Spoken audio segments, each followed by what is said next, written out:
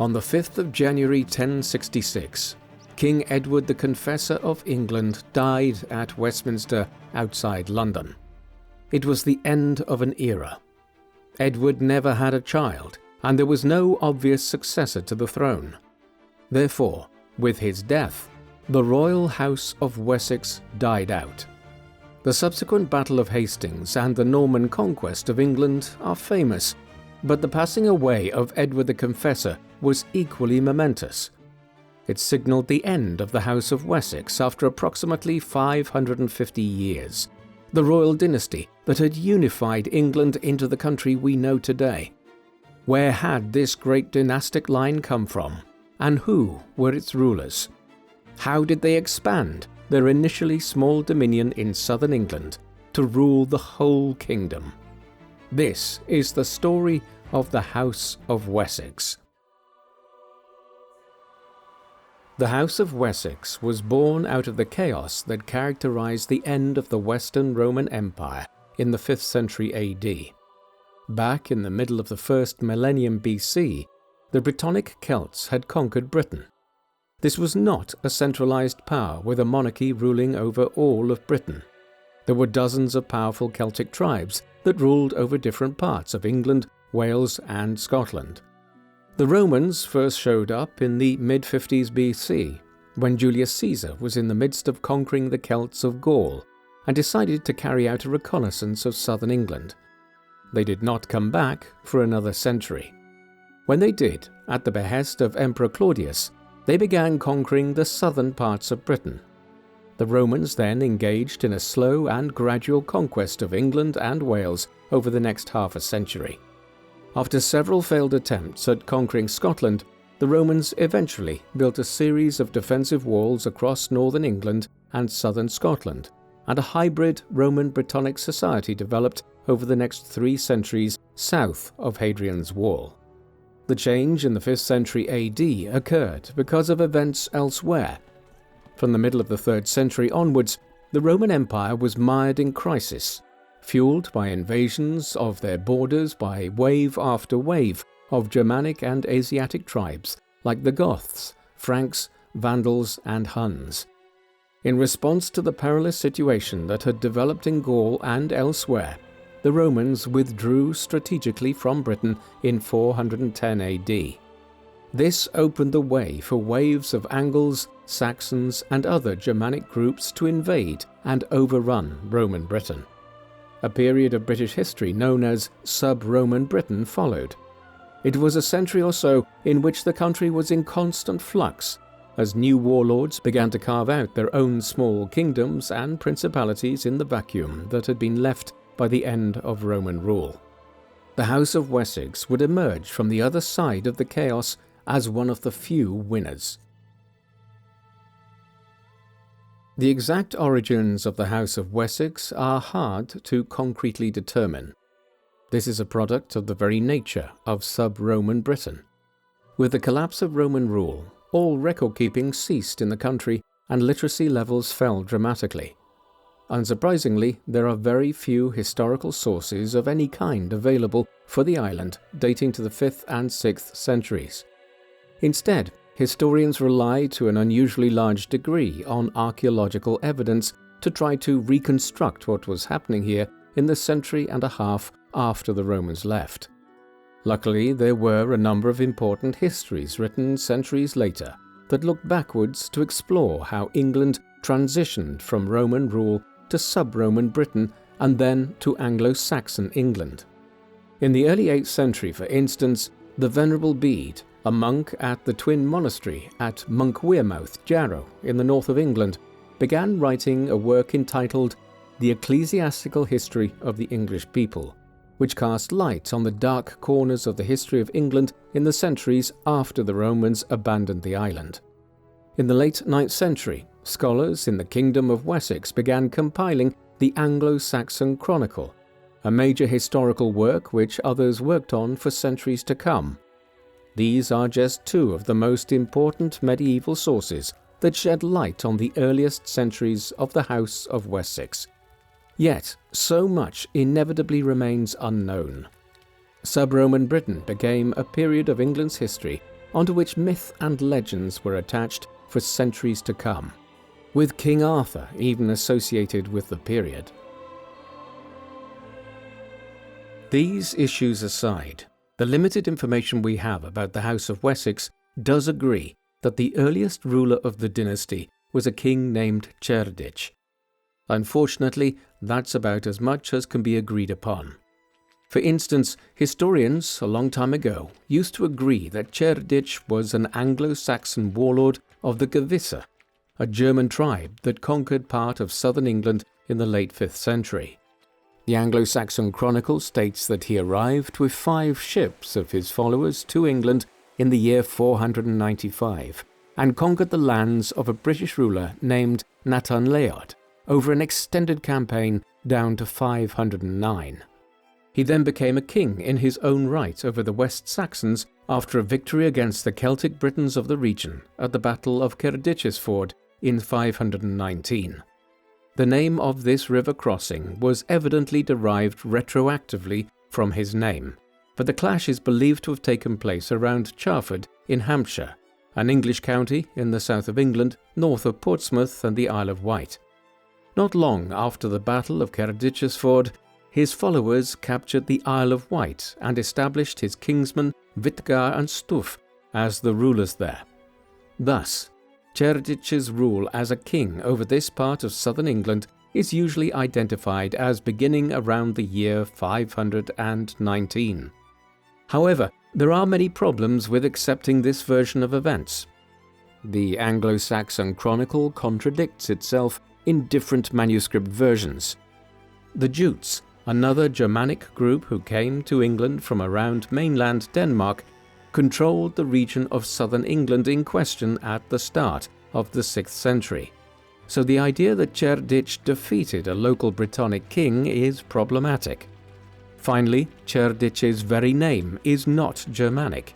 It is an anglicization of the Brittonic name Karatikos, suggesting that Cerdic was either partly Briton himself or had been living in England long before 495 and had adopted a local-sounding name to advance his claim to rule. In the end, we are left with a quasi-mythological character with a questionable background who carved out some kind of kingdom in southern England in the early 6th century. That is really about as much as can be stated with certainty concerning the legendary founder of the House of Wessex. We might ask why the royal line that the mysterious Cerdic established is not called the House of Cerdic. It would be legitimate to do so, and studies have appeared in the past that refer to the royal family in this way in the 6th and 7th centuries. However, historians tend to prefer the House of Wessex, which is basically a portmanteau of West Saxons. Hampshire and the lands Cerdic and his successors controlled around it were the western extremity of where the Saxons had penetrated to after invading the east of the country. Further west, the Brittonic Celts continued to hold sway, and indeed, the Celtic language and culture remained dominant in the West Country around Cornwall and Devon through much of the medieval and even early modern eras. Cerdic was said to have died in 534. The line of succession after his time is attested to in both the Anglo-Saxon Chronicle and the West Saxon genealogical regnal list, a separate king list that seems to have been compiled late in the 9th century. The lists provided in these sources do not always agree in terms of dating, but they do both agree that Cerdic was followed by his son Cynric, who ruled down to about 560. His son Ceawlin then succeeded him and ruled for a protracted period of time. There are debates as to how long, as some of the king lists only provide the number of years a West Saxon king ruled for, which is problematic because sons sometimes acted as co-rulers alongside their fathers before succeeding in their own right. After Ceawlin, there was a series of kings of Wessex who ruled for shorter periods of time in the early to mid-7th century, all with names starting with C, like the founder of the dynasty, and his son and grandson. These were Ceawl, Ceolwulf, Cinegils, and Cenwalh, A brief intermission of kings called Saxburg and Aschwein then ruled in the mid-670s before we find another couple of kings with names starting with C. These were Centwine and Cadwalla. Again, many of these names are problematic from the perspective of identifying the House of Wessex as a purely Germanic royal line originating out of the Anglo-Saxon invasion of England, following the Roman departure. Cadwalla, for instance, is clearly a Celtic name. This emphasizes the dual world of England in the 6th and 7th centuries, one in which even allegedly Germanic rulers were trying to appeal to their sizable number of Celtic, Brittonic subjects by adopting Celtic names and quite possibly intermarrying with them to a significant extent. Although the events of the reigns of these kings are heavily disputed, it's reasonably clear that they extended the dominions of the House of Wessex to cover much of Hampshire, Somerset, Wiltshire, the Isle of Wight and parts of Dorset, Oxfordshire and western Berkshire. In this way, the Kingdom of Wessex emerged during this period as the dominant power in southern England, one that controlled the region from the Severn Estuary, south to the English Channel, and east towards London. There was not a clear line of succession across this period through one branch of the family. A rapid turnover of rulers around the time of Saxburg and Aschwein indicates a power struggle amongst Cerdic's descendants, while even seemingly powerful rulers of Wessex, like Ceawlin, were forced off the throne by younger upstarts, anxious to secure power in a society that prioritized a leader's ability to lead his people into battle above everything else. At the start of the 8th century, the amount of information about the rulers of the House of Wessex increases. This does not mean that there aren't still problems with the historical record, but there is simply more detail about what some of the kings of Wessex achieved. King Ine is a good example. He is understood to have ruled Wessex for in or around 36 years, from 689 to his abdication in 726. He succeeded Cadwalla, who was evidently not his father. This reflects the divided politics of Wessex throughout the 7th and early 8th centuries, and the kingdom Ine succeeded to was often mired in internal rivalries and conflicts. He himself faced numerous challenges to his kingship within Wessex throughout his long reign. Despite these challenges, he clearly managed to strengthen the position of the House of Wessex and campaigned against the neighbours of the West Saxons. For instance, the chronicles indicate that in 694 he campaigned into Kent and extracted a vergild, a Germanic form of tribute of 30,000 coins. In 710 he invaded the lands of King Geraint, the ruler of Dumnonia, the Celtic kingdom of the West Country around Cornwall and Devon. While warfare and military campaigns of this kind were a near-constant feature of early medieval Britain, what is more striking about Ine's reign is that he made a major effort to refine and institutionalize the legal codes of Wessex. Germanic law codes were traditional and handed down from generation to generation. Ine's government codified them and wrote them down in around 694. This law code contains an extensive array of provisions about landholding, punishments for things like theft and murder, and the power of the king relative to the nobles, thanes and churls, the various ranks of free society in Anglo-Saxon Britain. The century after Ine's reign continues to raise a lot of questions about what was occurring in Wessex. For instance, he was succeeded by Æthelflæd, a ruler who was possibly Ine's brother-in-law, though his origins are not very clear. This raises the possibility that there was a break in the royal line here again, and that the royal House of Wessex was not really a strict linear dynasty in the way that royal lines were later expected to be in Europe. A number of quite successful kings followed in the 8th century in Wessex, most notably King Cynewulf, who ruled for 3 decades between 757 and 786, and King Beocthric. While there is no denying that there are a lot of gaps in the historical record surrounding the reigns of these monarchs, they were clearly ruling over a kingdom that was becoming more sophisticated from their capital at Winchester in Hampshire. This had been transformed into both the centre of the court of the rulers of Wessex and also a religious centre. In the middle of the 7th century, a cathedral known as the Old Minster was built here. The remains of the Anglo-Saxon kings of Wessex and later of England were kept here from the 7th century and were later moved to the New Minster when it was built in the 10th century. They eventually ended up in Winchester Cathedral and have had a long and complex history. Some of the remains and the relics kept with them were destroyed in a wave of royal iconoclasm during the English Civil Wars of the 1640s.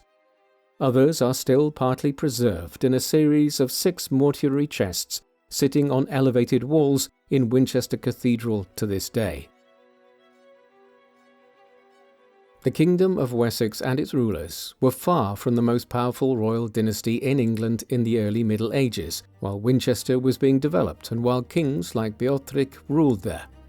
Sub-Roman Britain in the 5th and 6th centuries gave way in the 7th century to a political arrangement known as the Heptarchy in the historiography of Anglo-Saxons. During this, the many petty kingdoms that had developed in the vacuum left by the Romans coalesced into 7 main kingdoms that ruled over England. These were Wessex, Sussex and Kent in the south, Essex and East Anglia further north towards London and the north of the Thames estuary, and Northumbria and Mercia in the north, the Midlands and the west of England. Their territories changed over time, but Wessex was, broadly speaking, the 3rd largest of these 7 kingdoms. Mercia was the most powerful, and Northumbria was the 2nd largest, with East Anglia in 4th place and Essex, Sussex and Kent ruling over much smaller dominions in the southeast, though these benefited from their proximity to the continent and the trade that flowed from the emergent kingdom of the Franks in France. In the 8th century, this situation shifted again as Mercia's power grew, especially so during the long reign of King Offa, who is believed to have ruled between 757 and 796. Offa extended Mercia's power southeastwards into Essex, Sussex and Kent, while also establishing the parameters of the border between England and Wales by building a dike or defensive line near where the modern border lies. The power of Mercia relative to Wessex, East Anglia and Northumbria remains debated by historians of Anglo-Saxon England to this day, but generally the 8th century has been deemed to be the era of the Mercian supremacy. During it, Mercia's rulers did not quite conquer all of England, but they held sway over a very large part of it. Had it not been for the events of the 9th century, Mercia and its kings could well have emerged as the Anglo-Saxon kingdom that unified England. The Mercian supremacy was challenged and came to an end for multiple reasons. As we will see shortly, chief amongst these was a fresh invasion of England by a new power. However, the resurgence of Wessex also played a part. It is debatable to what extent weak kingship within Mercia was also a factor.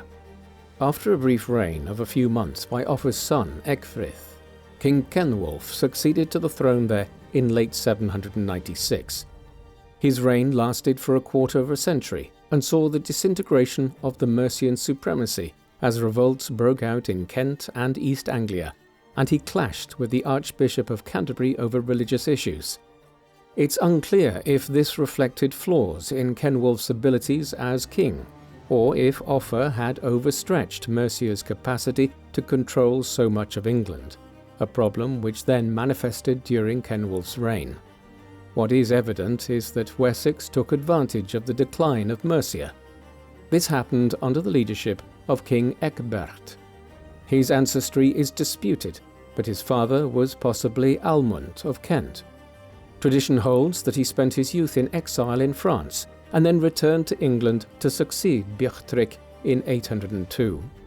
During his long reign of nearly 4 decades, Ecgberht gradually built Wessex back up and expanded it as Mercia declined. Victory at the Battle of Ellendun near Swindon in Wiltshire over the Mercians in 825 established Wessex as the new dominant power across southern England, with supremacy over the former lands of Kent, Essex and Sussex. By the middle of the 9th century, there were 4 major Anglo-Saxon kingdoms left. Wessex was now the dominant power across southern England. East Anglia was the weakest of the 4 kingdoms, with control of the region directly north of London. Mercia continued to hold the Midlands and much of the west of England, but its power had declined from what it had been a century earlier in the time of King Offa. Meanwhile, Northumbria ruled the north of England. The ascent of Wessex to conquer England would happen over the next century. It was aided in an unusual manner by events beyond the control of any of the Anglo-Saxon kingdoms. This came in the shape of a new foreign invader. Back in 793, the Vikings, or Norse, who would become known as the Danes in the English chronicles, attacked the monastery on the island of Lindisfarne off the coast of northeastern England. It was the first of a series of escalating raids against English monasteries and other targets by the Norse raiders that continued into the 9th century. Then, as elsewhere across Europe, from Ireland and Scotland to northern France and Eastern Europe, the hit-and-run raids on monastic sites and towns gave way to more sustained attacks and actual conquest of territory. In 865, what became known as the Great Heathen Army landed in East Anglia with an unprecedentedly large force. They campaigned northwards to York, the capital of the north, in 866, before turning back southwestwards into Mercia. Over the next several years, they campaigned extensively throughout Mercia, Northumbria, and East Anglia, dividing their forces as their leader, Halfdan Ragnarsson, established himself as king of Northumbria, and other Danish commanders like Guthrum led men further south to try to carve out their own principalities there in the 870s. This presented a terrible threat to the Anglo-Saxons, but the manner in which the Danes had attacked East Anglia, Northumbria, and Mercia benefited Wessex. Had the Danes turned south and campaigned into Wessex in 865 and 866, instead of heading north for York, the history of England could have been very different. At the time of the arrival of the Great Heathen Army in 865, Wessex was going through a rapid turnover of kings. Ecgberht had been succeeded in 839 by his son Æthelwulf, who ruled for nearly 20 years. However, when he died in 858, 3 of his sons rapidly came and went as rulers of Wessex.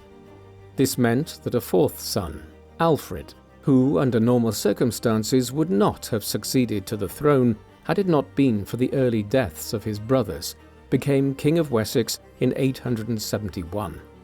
He was in his early 20s at the time of his succession.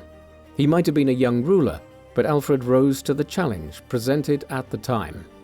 The Danes were after consolidating their control over the north and had turned south to complete the conquest of the Anglo-Saxon kingdoms.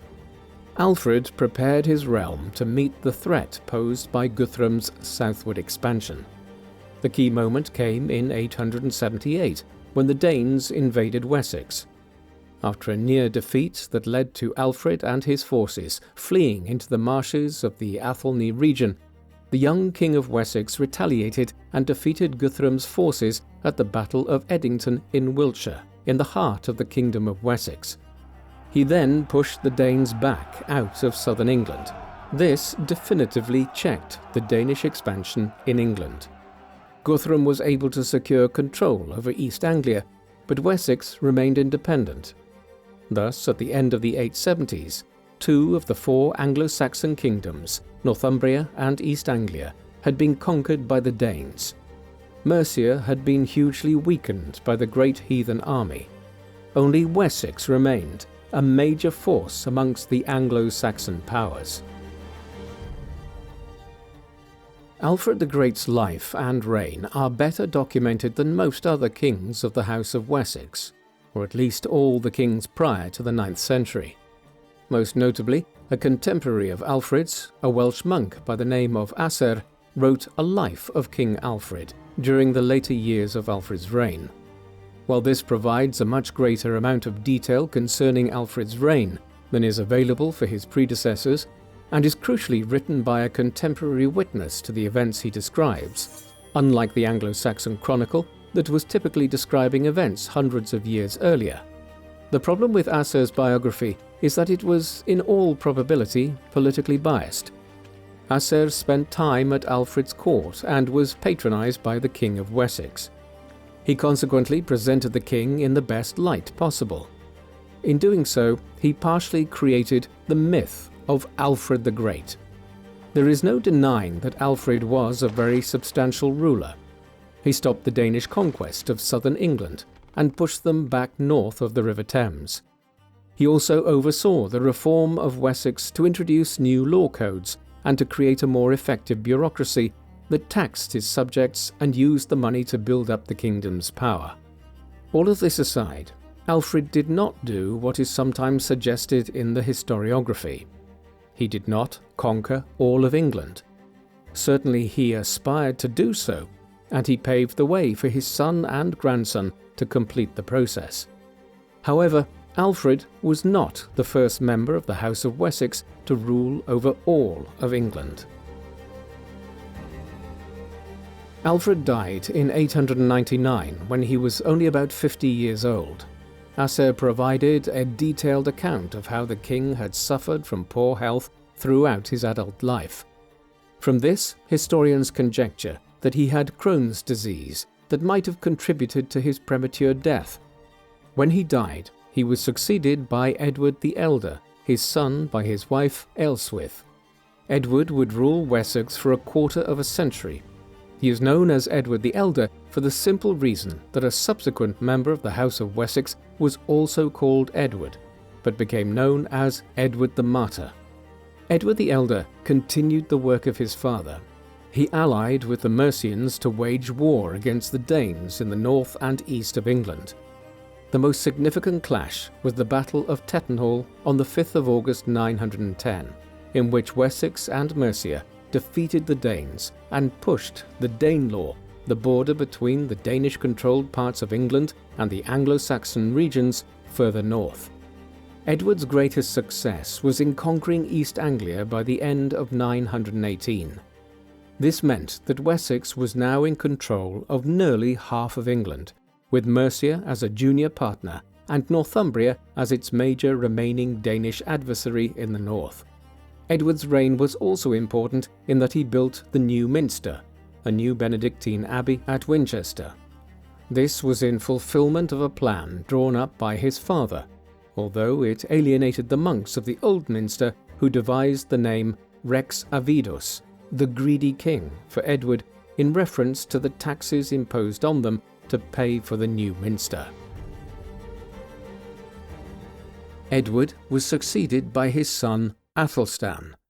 Athelstan's place in English history is unusual. He is generally overshadowed by his grandfather, Alfred the Great, or by later rulers like Cnut the Great or even Edward the Confessor. What is peculiar about this is that Athelstan was arguably more successful and significant than any other king of the House of Wessex. It was during his rule between the years 924 and 939 that England was fully unified under the rule of the House of Wessex.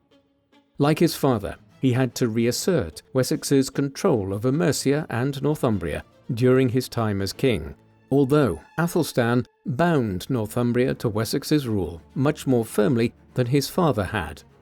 He also campaigned into Wales and even into Scotland in 934, when the Danes of northern England sought to acquire allies to the north of England itself. As a consequence of this, he achieved the full unification of England under his rule. Very often this is attributed to Alfred. However, in reality, as we have seen, Alfred was significant for stopping the Danish advance into southern England and then pushing them northwards. Athelstan was far more successful. If he is underappreciated, it is because there is a lack of source material for his reign. For instance, historians still debate where the Battle of Brunanburh, the most important military clash of his entire reign, fought in 937, even took place. His reign was also comparatively short. Still, by the end of it, England was united under his rule. He also married off extended members of his family, including several half-sisters, to senior royal and aristocratic lineages on the continent, beginning the House of Wessex's emergence as a European dynasty, not one that merely ruled a bit of southern Britain.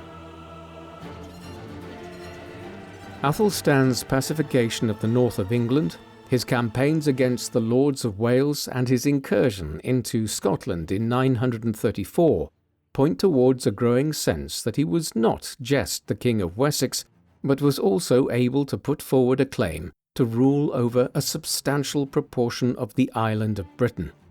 It is clear from documents that were emanating from the royal court that he and his advisers were looking to express this newfound idea of British imperium, or imperial rule, over the entirety of the island of Britain, even if it remained somewhat theoretical still when it came to Wales and Scotland. For instance, in the mid-920s, not long into his reign, royal charters were being issued in Athelstan's name that continued to describe him as King of the Anglo-Saxons. But within a few years, the title that was being utilized in these charters had shifted in a subtle yet consequential way. For example, some of these used the Latin term Rex Totius Britanniae, which translates as King of all of Britain, or King of the entirety of Britain. This was very important. Neither Athelstan nor any of his successors amongst the other kings of the House of Wessex would ever rule over Scotland or entirely over Wales, but Athelstan was expressing the ambition to. It was an ambition that would be picked up by many medieval kings of England in centuries to come, arguably finding its fullest expression in the reign of King Edward I between 1272 and 1307, a monarch who more than any other conquered Wales and bound it to England politically. He also conquered Scotland for a brief period of time before it reclaimed its independence in the 14th century. The unification of Britain would take place through marriage, dynastic politics, and parliamentary legislation more so than war in the long run. Yet Athelstan is the King of Wessex and England who first expressed the idea of uniting the island into one political entity, a task even the Romans had failed to achieve. Athelstan's unification of England under the rule of the House of Wessex in the middle of the 10th century coincided with wider societal changes in England. These reflected developments across Western and Central Europe. The societal collapse that occurred when the Western Roman Empire fell had been slowly recovered from. By the 10th century, strong unified kingdoms were re-emerging and trade was expanding across France, Germany, and Italy. The Norse expansion around the North Sea expanded Western Christendom in the long run by bringing new parts of Europe like Scandinavia firmly into contact with England and France. The new trade around the North Sea and east into the Baltic Sea was reflected in the increased circulation of coins minted by the rulers of Wessex and then England. Towns like London, York, Winchester, and Norwich were growing, and commodities like fish, wool, wine, cloth, and pottery were being traded between England and the continent. The rulers of the House of Wessex consequently ruled over a kingdom in the 10th century in which people's lives were gradually improving materially. There was also a sense that the Church was becoming a more organized and powerful presence after a period in which the papacy had gone through multiple crises in Rome in the 9th century. Most saliently of all, the Danes and Anglo-Saxons had begun to live together as one society. The Danelaw border broke down, and the different groups began to live amongst one another. Before long, the Danish and Anglo-Saxon nobles and royals of Britain began to intermarry, developments which would complicate the royal succession in the 11th century. Athelstan was the preeminent member of the House of Wessex when it came to the full unification of England in the 10th century. His immediate successors were not as accomplished as him, though they did cement Wessex's control over the country. Athelstan did not have a biological successor. Instead, Edmund, another son of King Edward the Elder, succeeded his half-brother when he died in 939. The passing of Athelstan led to revolts in the north of England as local rulers in Mercia and Northumbria tried to reassert their independence. They allied with the Kingdom of Strathclyde in southern Scotland to try to achieve this, a move which foreshadowed centuries of border conflicts between England and Scotland that were only finally resolved in the middle of the 16th century. Edmund's reign was brief. He died on the 26th of May 946 in a brawl in Gloucestershire at roughly 25 years of age. His premature passing opened the way for a third son of Edward the Elder, Edred, to succeed. That reign lasted for 9 years until 955, when he died, and Edmund's son, Edwig, who had been too young to succeed him in 946, claimed the throne. This latest reign lasted less than 4 years. As such, there was a rapid turnover of rulers within the House of Wessex between Athelstan's death in 939 and Edwig's death in 959. It continued like this for the next 20 years.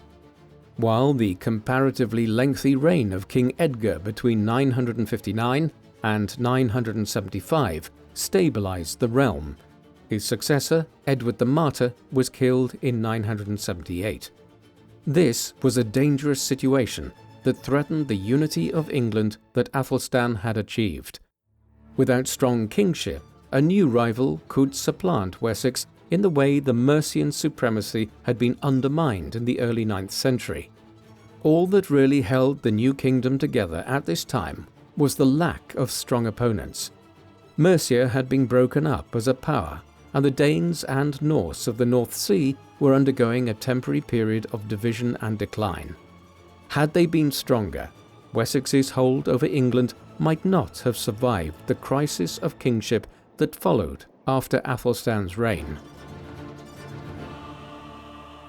At first glance, the period from the death of King Edward the Martyr in 978 appears to have been more stable than the preceding 4 decades, with its turnover of half a dozen kings.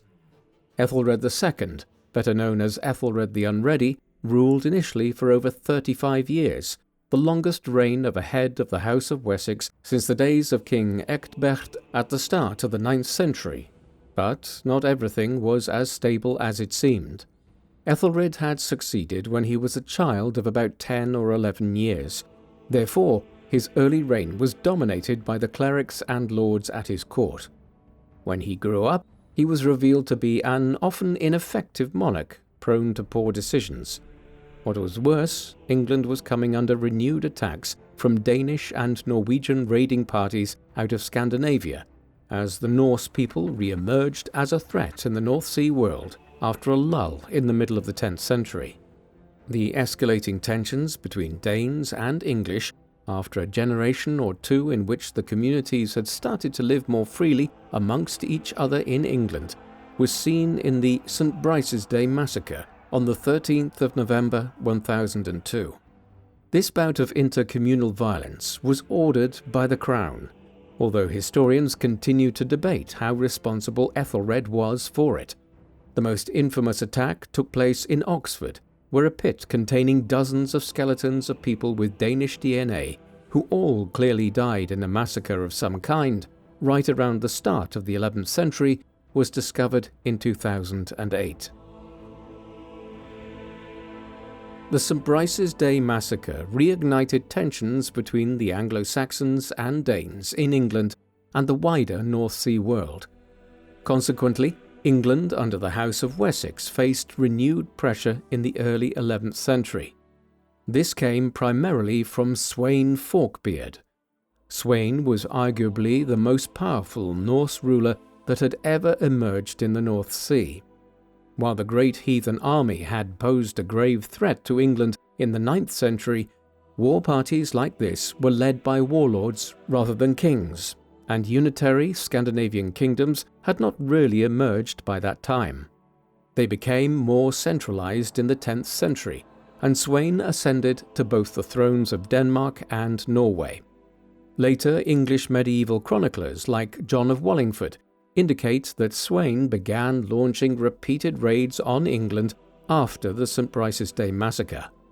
Over many years, he wore down Æthelred's resources and in late 1013 claimed the throne of England. This was only a brief interlude, as Sweyn died on the 3rd of February 1014 after a very short reign. The cause of his death remains unclear. Æthelred reclaimed the throne after Sweyn's passing, but he also died just over 2 years later, leaving his son, Edmund Ironside, as King of England. Edmund inherited a war against the Danes and Norwegians, but he was dead within a few months. His passing on the 30th of November 1016 remains a mystery. Perhaps he was killed, or perhaps he died of natural causes. What is clear is that his premature death paved the way for Cnut the Great, the son of Sweyn Forkbeard, to claim the throne of England. He would subsequently succeed to the thrones of Denmark and Norway, meaning that for a brief time between 1028 and 1035, Cnut ruled over what historians now call the North Sea Empire. Of course, his reign and that of his father and near successors all constituted an interregnum or break in the rule of the House of Wessex. The dynasty that Sweyn and Cnut came from is typically called the House of Denmark or the House of Knitlinger. The House of Wessex did briefly reclaim the throne of England. Following the death of Cnut in 1035, his North Sea Empire splintered, and different kings claimed control over England, Denmark, and Norway. Harold Harefoot, a probable son of Cnut, although his paternity has been disputed, succeeded him in England until his death in 1040. Then another son of Cnut's, Harthacnut, claimed the throne of England and ruled until 1042. Harthacnut had ruled Denmark since 1035 and aimed to reconstitute his father's North Sea Empire. However, it was not to be. Harthacnut was already an ill man by the time he succeeded to the crown of England. He therefore made provisions for his half-brother, Edward the Confessor, to succeed him peacefully before he died in 1042. They had the same mother, Emma of Normandy, though Edward's father was Ethelred the Unready, who Emma had been married to before she married Cnut the Great, after her first husband's death and Cnut's accession as King of England. Edward had lived most of his life in exile on the continent when the House of Denmark ruled England, but he now returned to his ancestral homeland and re-established the House of Wessex as the ruling family of England. It was an all too brief reclamation of the crown. Edward ruled until his death on the 5th of January 1066. He did not have any children through his marriage to Edith of Wessex, perhaps because the religious piety which earned him the name the Confessor had resulted in a decision to remain celibate. Although many historians reject this theory and believe that he and Edith simply could not have children. With his death, the immediate line of the House of Wessex died out once again. The events that followed Edward's death are famous beyond those who take an interest in English history, as well they should be. 3 contenders emerged for the throne of England. The first was Harold Godwinson, the brother of Edward's widow Edith. Harold was the Earl of Wessex and a son of Godwin, the most powerful lord in England in the second quarter of the 11th century. The lords of England convened quickly after Edward's death and confirmed that Harold should succeed his deceased brother-in-law, ushering in the House of Godwin as the royal family. It was a very truncated royal line. From across the English Channel and the North Sea, word soon arrived that 2 rivals intended to challenge Harold for the crown. These were Harald Hardrada, the King of Norway and a great warlord, who, in a life of adventure, had served the Norse princes of Kiev and Eastern Europe and the Byzantine Empire in Constantinople. England proved a step too far for him, and he was defeated by Harold at the Battle of Stamford Bridge on the 25th of September 1066, after he invaded the north of the country to challenge the new king. While Hardrada failed, he did potentially soften up the path to the throne for William, Duke of Normandy. Harold Godwinson had to race back across England after defeating Hardrada, and was defeated by William at the Battle of Hastings on the 14th of October 1066, only 3 weeks after the clash at Stamford Bridge. William's victory at Hastings was only the first step in the Norman conquest, a process which took years to reduce the Anglo-Saxon and Danish lords to Norman rule. The violence of this campaign has only been fully appreciated in recent times, with historians pointing towards wholesale devastation of England as a conquering power came in and overturned all of the established norms. In the process, the new royal house of Normandy began changing the language, law and culture that had prevailed across England during the long, long age of the House of Wessex. The Normans ultimately transformed England's history, culture, and society. These developments aside, the reality is that the new dynasty was very loosely related to the House of Wessex on William the Conqueror's mother's side. He was a comparatively distant cousin, but he was related. Which raises a pertinent question. Have subsequent English and British royal dynasties been descended from the House of Wessex, even if William's claim to the throne in 1066 and his connection to the former dynasty was very weak because they were through only distantly related matrilineal lines? The answer is a tentative yes. The royal dynasty that ruled England and later Britain has changed multiple times since 1066, from the House of Normandy to the House of Plantagenet, later delineated as the House of Lancaster and York, and then down through the Tudors, the Stuarts, and the Hanoverians to the modern House of Windsor.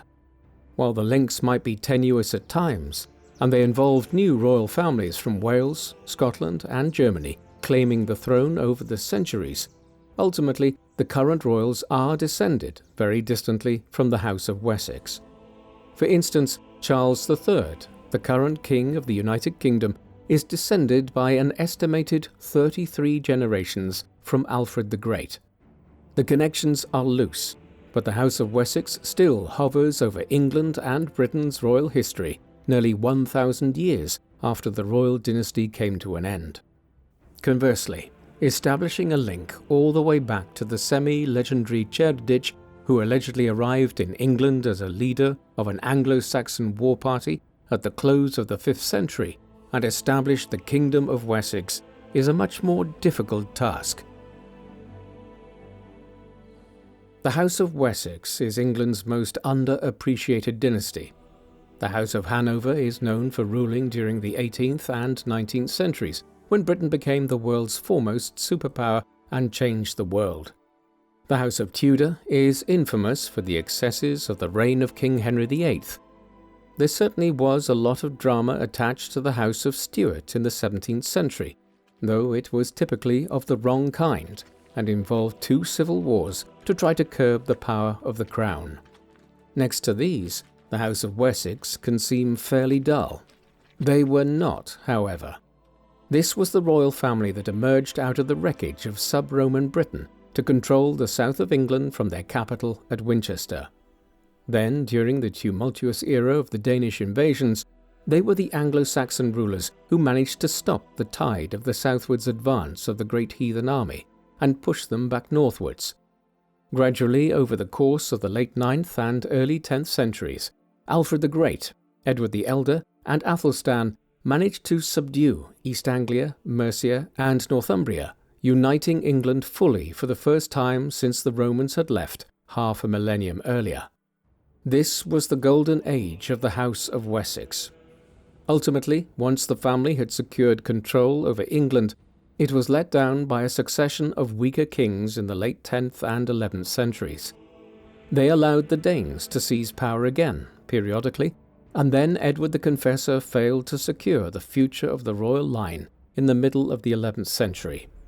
All of this being said, surely the foremost success of the House of Wessex was that when the Normans conquered England from 1066 onwards, they acquired control over a unified kingdom of England, not a collection of divided kingdoms as the country had been centuries earlier before Wessex united it.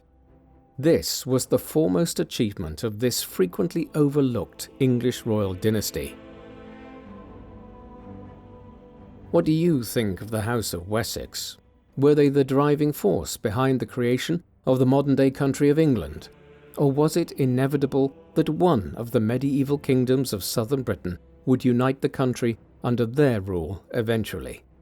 Please let us know in the comment section, and in the meantime, thank you very much for watching.